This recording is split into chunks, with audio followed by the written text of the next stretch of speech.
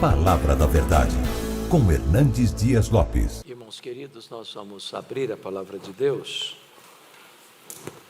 no livro de Apocalipse, capítulo 3.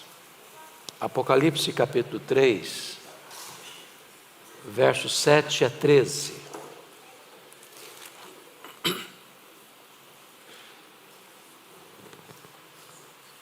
Apocalipse 3, 7 a 13. Carta à igreja em Filadélfia. Ao anjo da igreja em Filadélfia escreve: estas coisas diz o santo, o verdadeiro, aquele que tem a chave de Davi, que abre e ninguém fechará, e que fecha e ninguém abrirá. Conheço as tuas obras. Eis que tenho posto diante de ti uma porta aberta, a qual ninguém pode fechar. Que tens pouca força, entretanto guardaste a minha palavra e não negaste o meu nome. Eis farei que alguns dos que são da sinagoga de Satanás, desses que a si mesmos se declaram judeus e não são, mas mentem, eis que os farei vir e prostrar-se aos teus pés e conhecer que eu te amei, porque guardaste a palavra da minha perseverança. Também eu te guardarei da hora da provação que há de vir sobre o mundo inteiro, para experimentar os que habitam sobre a terra. Venho sem demora, conserva o que tens, para que ninguém tome a tua coroa. Ao vencedor, far-lo-ei coluna do santuário do meu Deus, e daí jamais sairá. Gravarei também sobre ele o nome do meu Deus, o nome da cidade do meu Deus, a nova Jerusalém que desce do céu, vinda da parte de Deus, e o meu novo nome. Quem tem ouvidos, ouça o que o Espírito diz às igrejas. Amém. Eu quero conversar um pouco com os meus amados sobre o tema: igreja, olhe para as oportunidades e não para os obstáculos. As 7 cartas enviadas às igrejas têm características bem peculiares. O Senhor Jesus Cristo, dentre as 7 igrejas, elogia 2, sem fazer qualquer censura: as igrejas de Esmirna e Filadélfia. Jesus elogia 4 igrejas, fazendo também censuras a elas. O que ocorreu com a igreja de Éfeso, de Pérgamo, de Tiatira e de Sardes. A uma igreja ele só fez censuras e nenhum elogio. É o caso da igreja de Laodiceia. E quando Jesus olha para essas 7 igrejas, ele tem um diagnóstico, talvez um pouco diferente do nosso, porque ele não tem uma opinião, ele tem o diagnóstico. Ele conhece. Ele olhou para a igreja de Éfeso e viu que aquela igreja era uma igreja fiel doutrinariamente, mas tinha perdido o seu primeiro amor. Ele olhou para a igreja de Esmirna, que era pobre, mas ele disse: você é rica. Ele olhou para a igreja de Pérgamo e viu que gente lá se misturava com o mundo, mas tinha gente fiel a ponto de morrer pela sua fé. Ele olhou para a igreja de Tiatira e viu uma igreja se corrompendo moralmente, mas alguns ainda permaneciam fiéis. Ele olhou para a igreja de Sardes e aquela igreja tinha um nome, uma igreja viva, mas Jesus olha e diz: não, você está morta. Jesus olhou para a igreja de Filadélfia e diz: você tem pouca força, mas eu coloquei diante de ti uma porta aberta. Ele olhou para a igreja de Laodiceia, e igreja que dizia que estava rica e abastada, e Jesus olha e diz: não, você é pobre, você é miserável, você está cega, você está nua. Diante desse fato preliminar, eu gostaria de olhar esta carta e tirar desta carta algumas lições que eu passo a compartilhar com vocês.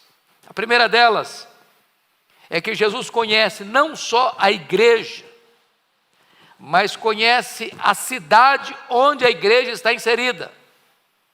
E Jesus nos ensina princípios, porque conquanto pregadores, conquanto professores de escola bíblica dominical, quanto pessoas que ministram a palavra de Deus, cabe-nos não só conhecer o texto, mas conhecer o povo.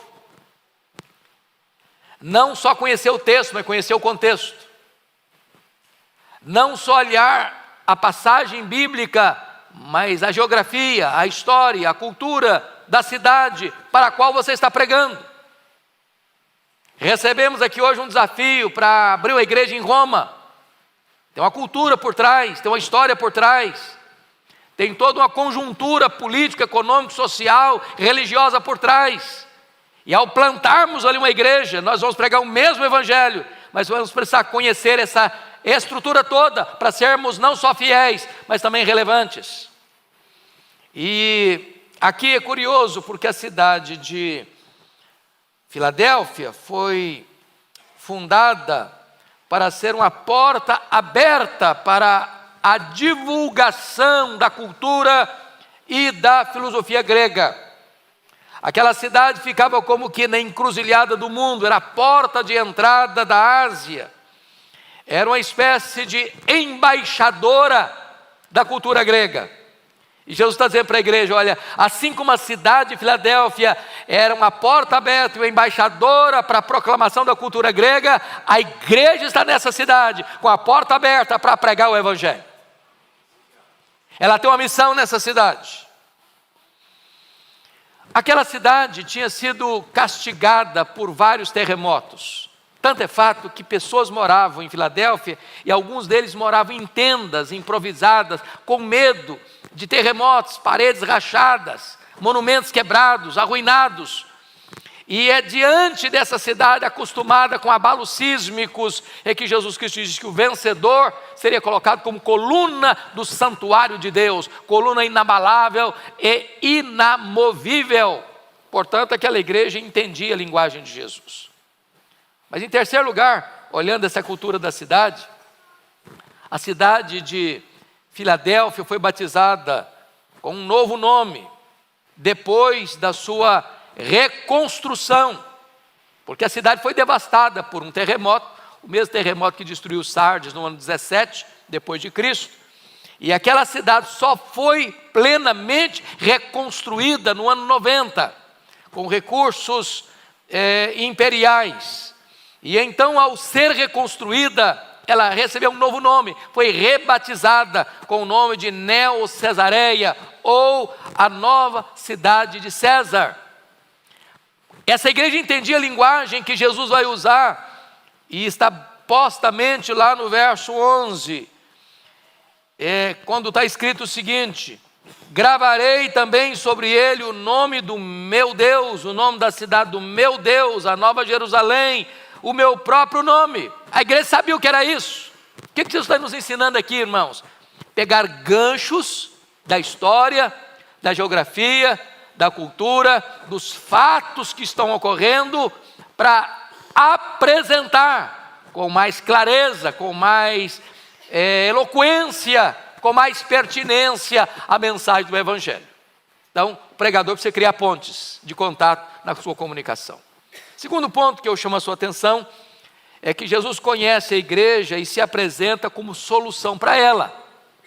Primeiro, para uma igreja perseguida pelos falsos profetas, que eram os judaizantes, e você pode perceber isso comigo na linguagem de Jesus, no versículo 9, eis que farei que alguns que são da sinagoga de Satanás, desses que a si mesmos se declaram judeus e não são. Por que está acontecendo aqui? Os judaizantes, que eram judeus de raça, de sangue, estão dizendo para os crentes o seguinte: olha, vocês não estão salvos não. Se vocês não se limitarem e obedecerem aos preceitos judaicos, como aconteceu lá em Atos 15, se vocês não se circuncidarem, se vocês não guardarem a lei de Moisés, não há salvação para vocês não. E estão dizendo para os crentes: ó, vocês não estão salvos não. Se vocês querem ser salvos, vocês têm que voltar para o judaísmo. No cristianismo não tem salvação. E Jesus chama esse time, esse grupo de sinagoga de Satanás, que se declaram judeus, mas não são judeus, porque o verdadeiro judeu não é aquele que tem o sangue de Abraão correndo em suas veias, mas aquele que tem a fé de Abraão habitando em seu coração. O verdadeiro judeu, espiritualmente falando, é aquele que crê no Senhor Jesus. É aquele que é filho de Abraão pela fé. É o filho da fé. E então, para esta igreja perseguida pela questão religiosa, Jesus vai se apresentar da seguinte maneira no verso 7.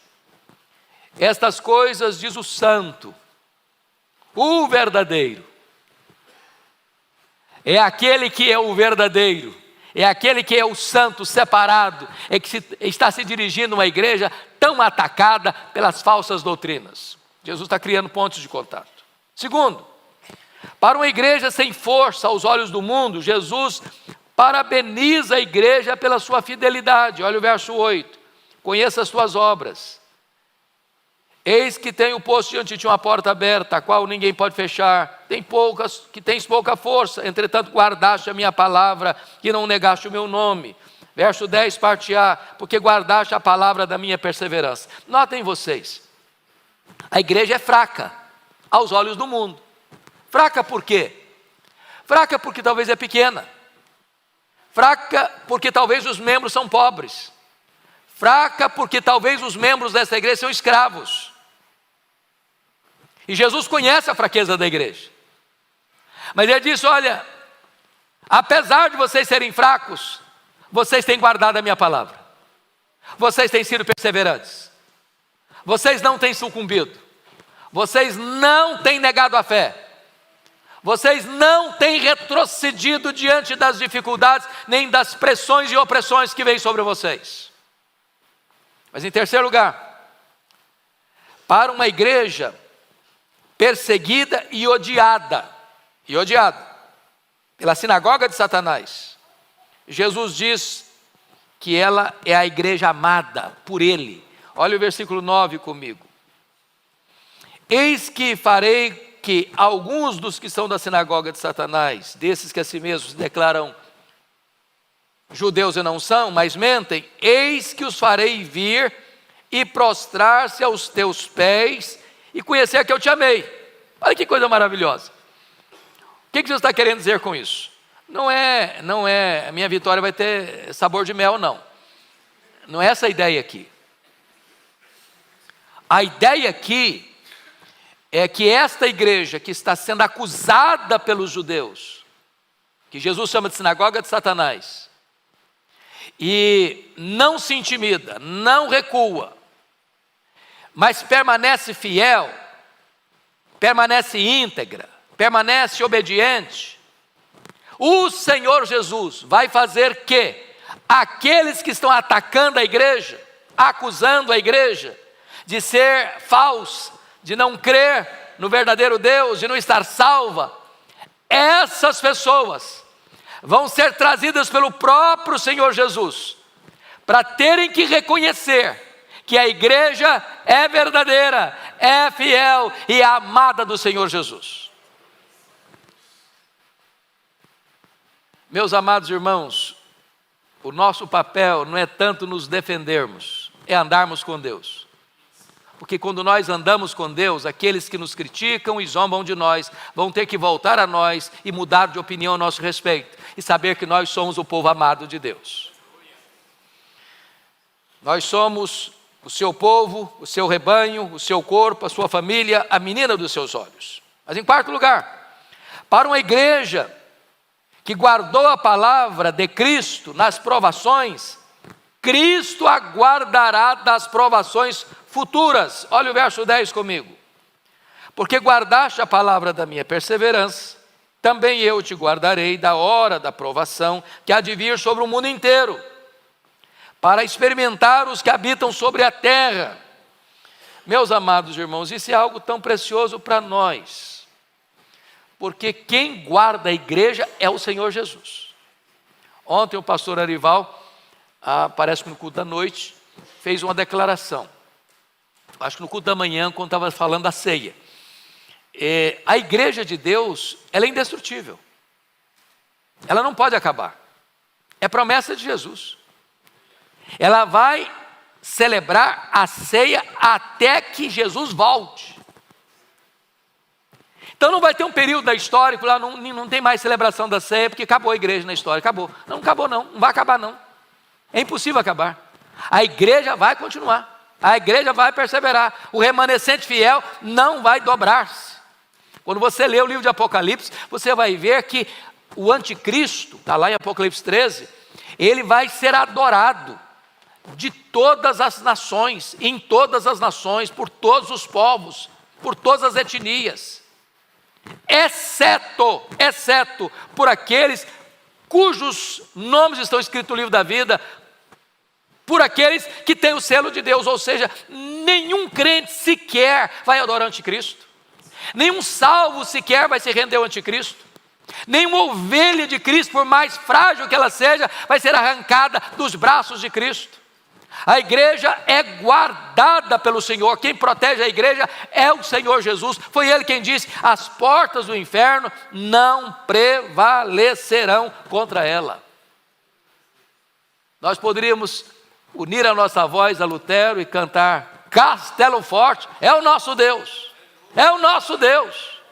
Nem demônios, nem o mundo, nem o ódio, nem a perseguição, nem a morte podem nos separar do amor de Deus que está em Cristo Jesus, nosso Senhor. Mas há um terceiro ponto que eu quero destacar.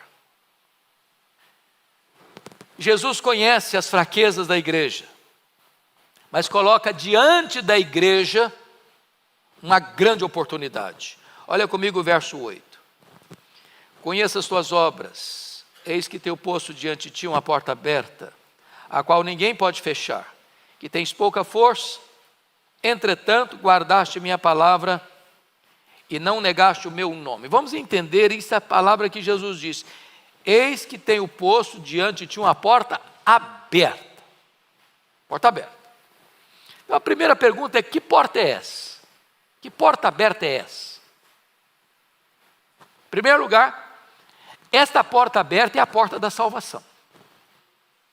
Uma cidade de uma província da Ásia, que tem uma missão de espalhar a cultura grega, uma cidade que ao ser fundada como uma cidade bela, tinha muitos templos aos muitos deuses, aquela cidade era uma porta aberta por Jesus à igreja, para que a igreja anunciasse naquela terra eivada de idolatria, eivada da cultura grega, a salvação em Cristo Jesus. Meus amados irmãos, que coisa maravilhosa, porque o próprio Jesus, eu sou a porta, se alguém entrar por mim, será salvo, entrará e sairá e achará pastagens. Hoje você e eu temos portas abertas para o mundo, para levar o evangelho em São Paulo, pelos rincões do Brasil, na América Latina, na América do Norte, na Europa, na África, na Ásia, na Oceania. As portas estão abertas, a porta da salvação. E onde o evangelho é pregado, a salvação chega. Onde o evangelho é anunciado, corações se rendem. Onde a verdade chega, a mentira é derrotada. Onde a luz chega, as trevas não prevalecem. A igreja tem diante dela portas abertas. Mas a segunda porta aberta aqui, irmãos, é a porta da oportunidade de evangelização. Porque vejam vocês, as provações são tempos de oportunidade. Versículo 10, porque guardaste a palavra da minha perseverança, também eu te guardarei da hora da provação que há de vir sobre o mundo inteiro, para experimentar os que habitam sobre a terra. As provações chegam. E quando as provações chegam na vida da igreja, na vida do crente, a luta, a perseguição, a pressão, a angústia, isso não é um tempo o crente ficar minguado, mirrado, achatado, não. É um tempo para o crente exalar o perfume de Cristo. Sabe por quê? É como a flor, quanto mais ela é esmagada, mais ela exala perfume. Quanto mais a igreja é exprimida, é perseguida, mais a igreja é poderosa. Quanto mais a igreja tem as suas restrições diante de um mundo que a persegue, ou das religiões de seitas que a oprimem, mais a igreja se levanta corajosamente para dizer que Jesus é a razão da nossa vida. As lutas nunca oprimiram a igreja, a perseguição nunca destruiu a igreja, as dificuldades nunca fizeram a igreja recuar, ao contrário, ao contrário. Mas ainda, a idolatria é uma oportunidade. Quando Paulo chegou em Atenas, diz a Bíblia que caminhando pela cidade, olhando, observando os objetos do culto, os templos, os monumentos, tinha mais de 30.000 estátuas dedicadas aos deuses. Quando Paulo chegou lá, diz a Bíblia que o espírito dele se revoltou, mas não se revoltou para ficar assim num canto estoicamente lamentando, não, se revoltou para ir para a sinagoga e falar, se revoltou para ir para a praça todos os dias e discutir com os filósofos, falando de Jesus e da ressurreição. Quando você olha a idolatria dominante no nosso país, dominando o mundo inteiro, não é para a igreja ficar acuada, não, é para a igreja ver uma porta de oportunidade para evangelizar. Mais ainda, se você parar para perceber as lutas que Paulo enfrentou em Éfeso, Paulo chega a dizer lá em 1 Coríntios 16, 9, que ele, diante das lutas que eram maiores que suas forças, ele diz: eu enfrentei feras lá. Ele está olhando nessa pressão toda e pedindo para Deus abrir uma porta larga e espaçosa. Meus irmãos, a igreja está sendo acuada hoje, por todos os lados. A igreja hoje está sendo perseguida por todos os cantos. Se não é perseguição física, é perseguição filosófica, é perseguição ideológica, é perseguição teológica, é perseguição de todos os lados. Mas a igreja não deve olhar isso como uma situação para calar a sua voz, para amordaçar a sua voz, não. A igreja deve olhar essa circunstância e Deus abre porta para nós, Deus abre oportunidade para nós, Deus abre fronteiras novas para nós. Nós estamos ouvindo todo dia, não, a Europa, o continente que foi o berço do protestantismo, é hoje um continente pós-cristão, é um continente pós-cristão, e pós-cristão, não, é pós-cristão, pois agora é a nossa vez, agora nós vamos inverter o barco, agora nós vamos daqui para lá, agora nós vamos plantar a igreja lá, agora nós vamos evangelizar lá, é agora a nossa vez. Olha a porta aberta, é Deus que está botando porta aberta. Mas mais, amados, quando você vê Paulo preso em Roma, está preso, está algemado, ele, lá em Colossenses 4, 3 e 4, ele ora para que Deus abra a porta. Eu acho isso incrível, porque Paulo estava velho, Paulo estava cheio de cicatrizes, Paulo estava pobre, Paulo estava acusado, Paulo podia pensar: bom, eu preciso cuidar de mim, eu já estou velho, eu preciso cuidar da minha saúde, eu preciso cuidar do meu futuro, preciso pensar em me aposentar, preciso pensar pelo menos curtir um pouquinho a vida. Ele está orando, pedindo: Deus, abra uma porta, abra uma porta. E ele está algemado, e ele diz: olha, que oportunidade fantástica, eu estou algemado. Tem um cara que está aqui colado comigo, e ele não pode nem fugir, eu vou falar de Jesus para ele, e ganhou toda a guarda pretoriana. Olha a circunstância da vida, meu irmão, por mais carrancuda que ela seja, como a porta que Deus está colocando diante de você, para você testemunhar do Senhor Jesus Cristo. A igreja era fraca, ela estava enfrentando oposição, ela tinha ameaça de tribulação no futuro, mas o Senhor Jesus está dizendo para ela o seguinte: olha, eu coloquei diante de você uma porta aberta, e a porta que eu abro ninguém fechará, e a porta que eu fecho ninguém abrirá. Quarto lugar, quarta lição: Jesus não apenas conhece as dificuldades da igreja, mas Jesus dá para a igreja grandes garantias. Olha comigo o versículo 7, por gentileza. Ao anjo da igreja em Filadélfia escreve: estas coisas diz o santo, o verdadeiro, aquele que tem a chave de Davi, que abre e ninguém fechará, que feche ninguém abrirá. O que significa isso, irmão? Jesus tem em suas mãos grande autoridade. Ele já tinha dito lá no capítulo 1, verso 18 de Apocalipse: eu tenho as chaves da morte e do inferno.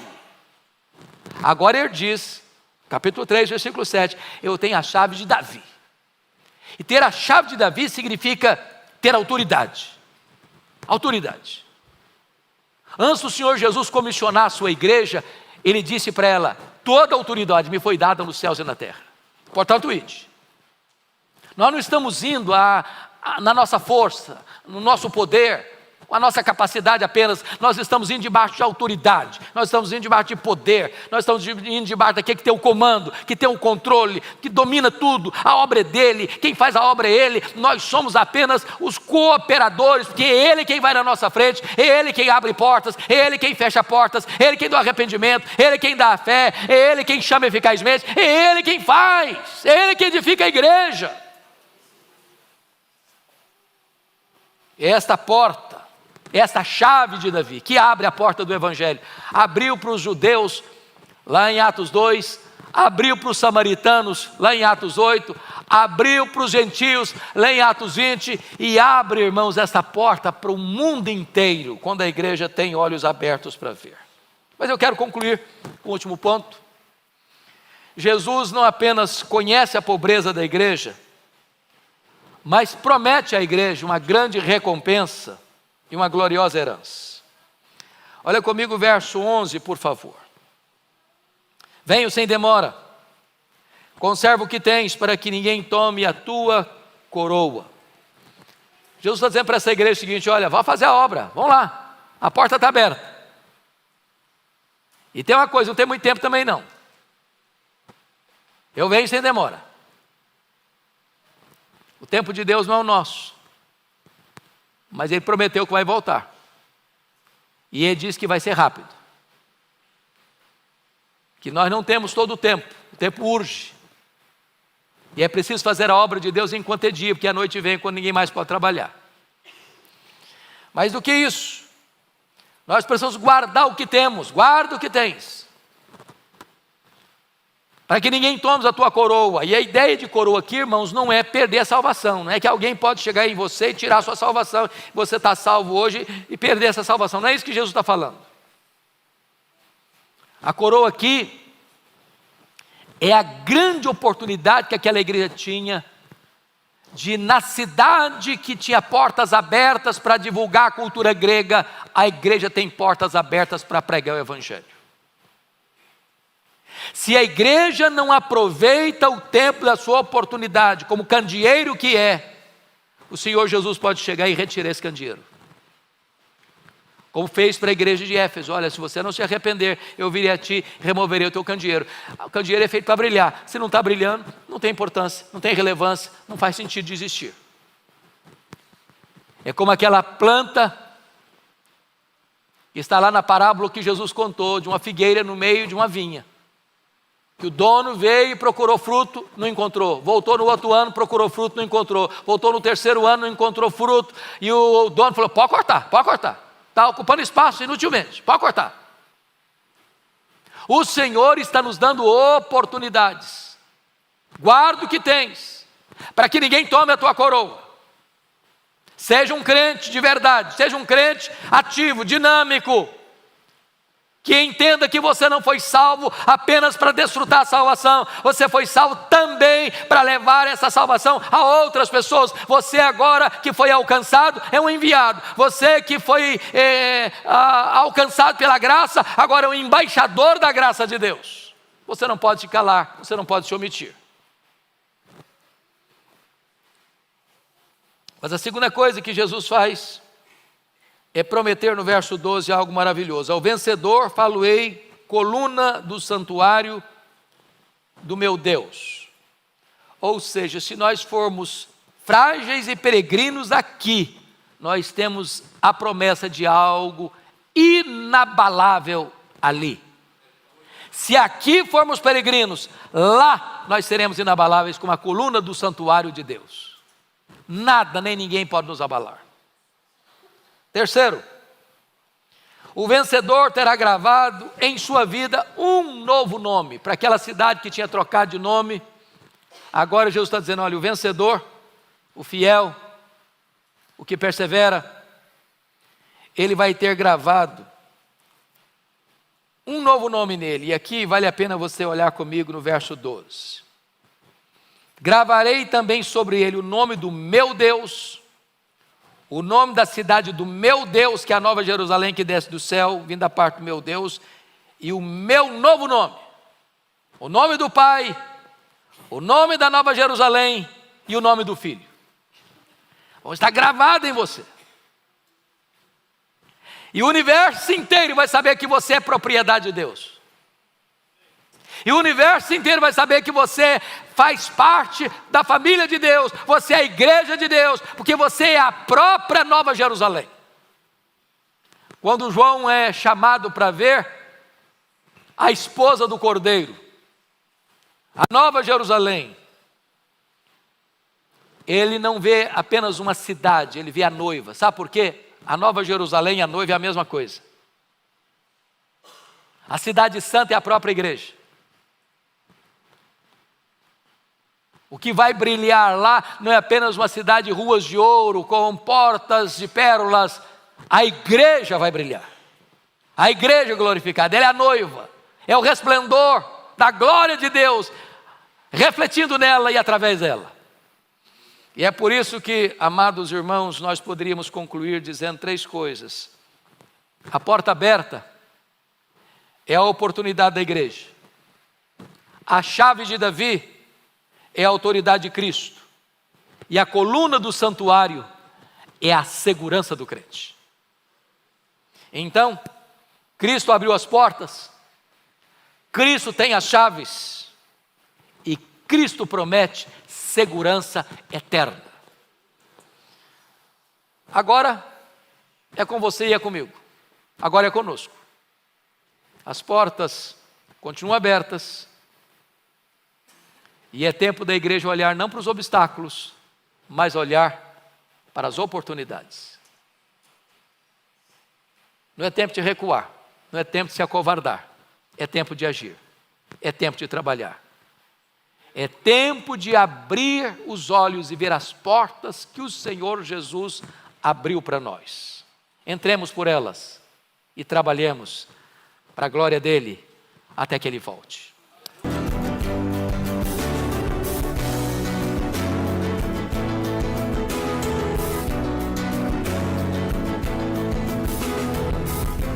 Palavra da Verdade, com Hernandes Dias Lopes.